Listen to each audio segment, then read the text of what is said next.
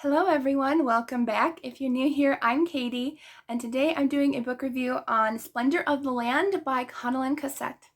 Thank you to Bethany House for sending me a copy of this book to read and talk about with you all. This is the third book in the King's Men series, and I believe there's going to be a fourth one because we're kind of left with a new story. And so I'm really excited that this is not just ending in 3 books because I love this series. This is probably one of my favorite biblical fiction series. I have been thoroughly enjoying this series.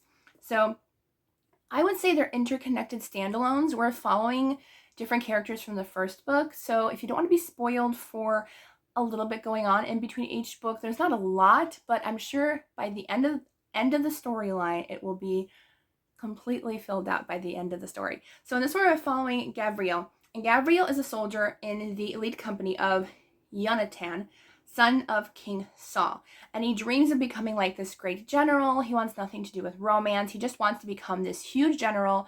Well, he's pretty much demoted to like the lowest of the low, pretty much.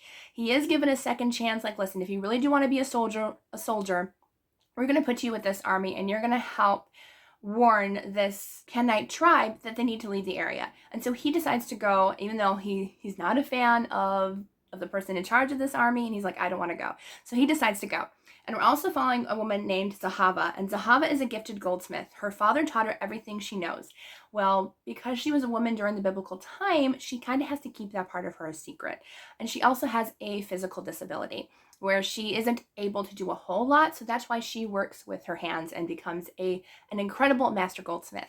And so her family and her tribe connect with Gabriel and his army, and they're tasked to travel together. And there's intrigue going on. There's of course romance because something happens where it ends up being, a marriage of convenience, which is my favorite romance trope out there. I love a marriage of convenience story, so that got me right from the beginning, and I really enjoyed this story. I loved the characters.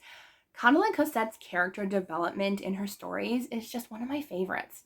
Like I love their faith journey. I love the way they just grow in their spiritual walk with God, but also like kind of learning like a morality. And yeah, I guess a morality perspective as well, and growing into that and learning from their mistakes. And I just love that about her characters. There's dangers, threats involved. I love the whole storyline and the relationship between the two characters and how their relationship grew. I loved it. I thought it was great. And yeah, I cannot wait for the next one to come out. I know I'm going to enjoy it just as much as the rest of the series. All right, I will link this down below where you can purchase a copy if you'd like to. I hope y'all have a wonderful day, and I will see you all in the next video.